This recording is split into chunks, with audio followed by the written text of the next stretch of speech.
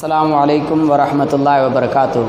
پیارے بچوں، آج ہم انشاءاللہ الدرس الثانی الف سورۃ الانفال آیات 29 تا 37 انشاءاللہ پڑھیں گے، تو متوجہ رہیں۔ انشاءاللہ قرآن حکیم کی یہ آیات ہمیں اچھی طرح سمجھ میں آئیں گی۔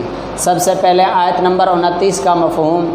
آیت نمبر 29 کا مفہوم یہ ہے کہ اس آیت میں اللہ تعالیٰ نے تقوی اختیار کرنے کا حکم دیا اور اس کے انعامات کا ذکر فرمایا۔ اللہ تعالیٰ نے یا ایھا الذین آمنوا ان تتقوا اللہ، اے ایمان والو اگر تم اللہ سے ڈرو گے تو اللہ کیا کریں گے؟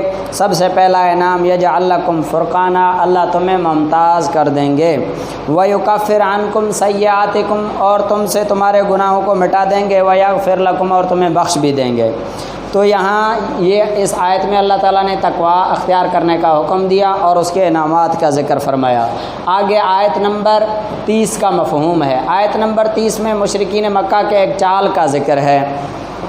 وہ چال کیا ہے کہ مشرکین مکہ نے حضور صلی اللہ علیہ وسلم کو قتل کرنے کا ارادہ کیا، تو حضور صلی اللہ علیہ وسلم کو اللہ تعالیٰ نے وحی کے ذریعے آگاہ فرمایا، تو حضور صلی اللہ علیہ وسلم نے رات کو اپنے بستر پہ حضرت علی رضی اللہ تعالیٰ عنہ کو سلا کر اور خود حضرت ابو بکر رضی اللہ تعالیٰ عنہ کے ساتھ ہجرت کر کے غار ثور میں جا کے تشریف فرما ہوئے۔ تو یہ پورا ہجرت کا جو واقعہ تھا اس کی طرف اس آیت میں اللہ تعالیٰ نے ایک اشارہ فرمایا کہ کافروں نے ایک چال چلی آپ کو قتل کرنے کے لیے، لیکن اللہ تعالیٰ آپ کو بچانا چاہتے تھے، تو کیسے اللہ تعالیٰ نے وحی کے ذریعے سے آپ کو آگاہ کر کے اور وہاں سے نکال دیا۔ آگے آیت نمبر 31 تا 33 کا مفہوم۔ آیت نمبر 31 اور 33 کا مفہوم یہ ہے کہ جب حضور علیہ الصلاۃ والسلام مشرکین مکہ کو قرآن حکیم سناتے تھے تو مشرکین مکہ کا رد عمل کیا تھا؟ مشرکین مکہ قرآن جب سنتے تھے تو مشرکین مکہ کہتے تھے کہ ہم نے سن لیا قرآن۔ جیسے بندہ کسی چیز سے دل نہ کرے سننے کا، پھر وہ کہ سن لیا بھائی، ہم نے آپ کی بات سن لی، تو اسی طرح انہوں نے کہا ہم نے سن لیا، اور پھر آگے سے کہنے لگے کہ اگر ہم چاہیں تو ہم بھی ایسی آیات بنا کے کہہ سکتے ہیں۔ اللہ نے فرمایا یہ ایسے کر تو نہیں سکتے ہیں، قرآن پاک کا مثل یہ نہیں بنا سکتے، لیکن پھر آگے اللہ تعالیٰ نے مشرکین مکہ کا جو رد عمل تھا وہ یہ تھا، پھر اوپر سے یہ بھی کہنے لگے کہ تم کہتے ہو کہ قرآن سچی کتاب ہے اور اس میں سچی باتیں، تو ہم اس کا انکار کرتے ہیں، اب تم اپنے اللہ کو کہو ہم پر آسمان سے پتھر برسائے اور ہمیں سزا دے، ہمیں کوئی سزا دے اس ٹھکرانے پہ، ہمارے اس رد عمل پہ ہمیں کوئی سزا دے۔ تو اللہ تعالیٰ نے فرمایا کہ سزا میں دو وجوہات ہیں جن کی وجہ سے میں ان کو سزا نہیں دے رہا ہوں۔ نمبر ایک کہ انہی میں یعنی انہی کے شہر مکہ میں جو صحابہ کرام ہیں وہ کثرت سے استغفار کرتے رہتے ہیں، ان کی وجہ سے میں اللہ عذاب نہیں دیتا ہوں۔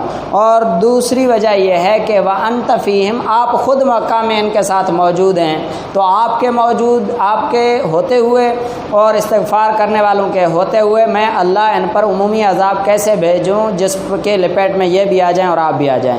لہذا یہ دو وجہ ہیں جس کی وجہ سے میں اللہ ان پر عذاب نہیں بھیج رہا ہوں۔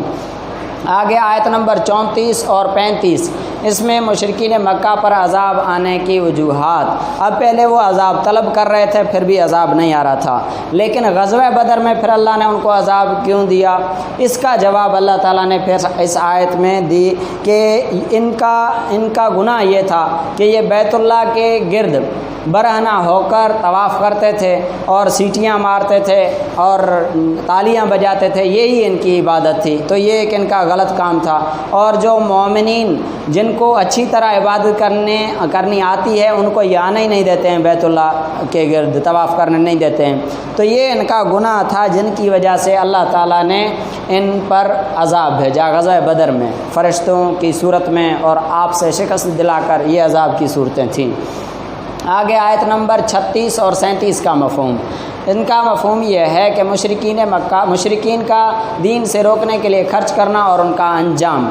کیسے خرچ کیا انہوں نے کہ ابو جہل مکہ سے 1000 کا لشکر لے کر آیا تھا، تو ظاہر ہے ان کے کھانے پینے کا انتظام یا ان کے سواری کا انتظام، ان کے رہائش کا انتظام، یہ تمام اخراجات ابو جہل نے خود برداشت کیے تھے۔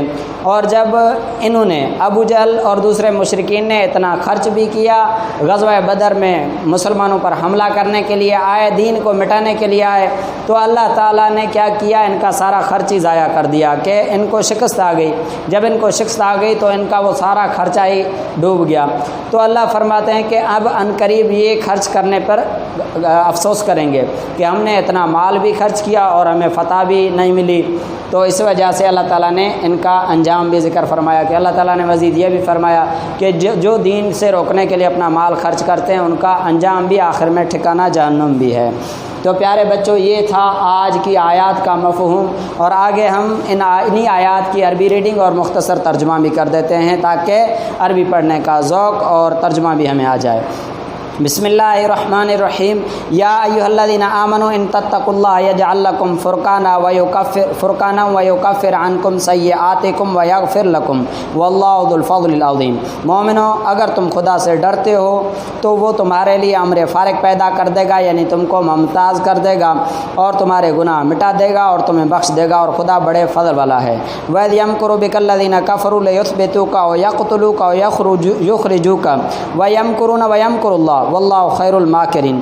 اور اے محمد صلی اللہ علیہ وسلم، اس وقت کو یاد کرو جب کافر لوگ تمہارے بارے میں چال چل رہے تھے کہ تم کو قید کر دیں یا جان سے مار ڈال دیں یا وطن سے نکال دیں، تو ادھر وہ اللہ بھی چال چل رہا تھا، ادھر یہ چال چل رہے تھے اور اللہ چل رہا تھا، اور خدا بہتر چال چلنے والا ہے۔ وَإِذَا تُتْلَىٰ عَلَيْهِمْ آيَاتُنَا قَالُوا قَدْ سَمِعْنَا لَوْ نَشَاءُ لَقُلْنَا مِثْلَ هَٰذَا إِنْ هَٰذَا إِلَّا أَسَاطِيرُ الْأَوَّلِينَ۔ اور جب ان کو ہماری آیتیں پڑھ کر سنائی جاتی ہیں تو کہتے ہیں یہ کلام ہم نے سن لیا ہے، اگر ہم چاہیں تو اسی طرح کا کلام ہم بھی کہہ دیں، اور یہ ہے ہی صرف اگلے لوگوں کی کہانیاں۔ وَإِذْ قَالُوا اللَّهُمَّ إِنْ كَانَ هَٰذَا هُوَ الْحَقَّ مِنْ عِنْدِكَ فَأَمْطِرْ عَلَيْنَا حِجَارَةً مِّنَ السَّمَاءِ أَوِ ائْتِنَا بِعَذَابٍ أَلِيمٍ۔ اور جب انہوں نے کہا اے خدا، اگر یہ قرآن تیری طرف سے برحق ہے تو ہم پر آسمان سے پتھر برسا یا کوئی اور تکلیف دینے والا عذاب بھیج۔ وما کان اللہ لیعذبہم وانت فیہم وما کان اللہ معذبہم وہم یستغفرون۔ اور خدا ایسا نہ تھا کہ جب تم ان میں تھے انہیں عذاب دیتا، اور نہ ایسا تھا کہ وہ بخشش مانگیں اور انہیں عذاب دے۔ وما لہم الا یعذبہم اللہ وہم یصدون عن المسجد الحرام وما کانوا اولیاء ان اولیاءہ الا المتقون ولکن اکثرہم لا یعلمون۔ اور اب ان کے لیے کون سی وجہ ہے کہ وہ انہیں عذاب نہ دے، جب کہ وہ مسجد محترم میں نماز پڑھنے سے روکتے ہیں اور وہ اس مسجد کے متولی بھی نہیں ہیں، اس کے متولی تو صرف پرہیزگار ہیں، لیکن ان میں سے اکثر نہیں جانتے۔ وما کان صلاتهم عند البیت الا مکاء وتصدیہ فذوقوا العذاب بما کنتم تکفرون۔ اور ان لوگوں کی نماز خانہ کعبہ کے پاس سیٹیاں اور تالیاں بجانے کے سوا اور کچھ نہ تھی، تم تو جو کفر کرتے تھے اب اس کے بدلے عذاب کا مزہ چکھو۔ ان الذین کفروا ينفقون اموالهم لیصدوا عن سبیل اللہ۔ جو لوگ کافر ہیں اپنا مال خرچ کرتے ہیں تاکہ لوگوں کو خدا کے دین سے روکیں، سو ابھی اور خرچ کریں گے مگر آخر وہ خرچ کرنا ان کے لیے موجب افسوس ہوگا۔ فَسَيُنْفِقُونَهَا ثُمَّ تَكُونُ عَلَيْهِمْ حَسْرَةً ثُمَّ يُغْلَبُونَ۔ اس کا ترجمہ بھی کر دیا۔ وَالَّذِينَ كَفَرُوا إِلَىٰ جَهَنَّمَ يُحْشَرُونَ۔ اور کافر لوگ دوزخ کے طرف ہانکے جائیں گے۔ لیمیز اللہ الخبیث من الطیب ویجعل الخبیث بعضہ علی بعض فیرکمہ جمیعا فیجعلہ فی جہنم اولئک هم الخاسرون۔ تاکہ خدا ناپاک کو پاک سے الگ کر دے اور ناپاک کو ایک دوسرے پر رکھ کر ایک ڈھیر بنا دے، پھر اس کو دوزخ میں ڈال دے، یہی لوگ خسارہ پانے والے ہیں۔ والسلام۔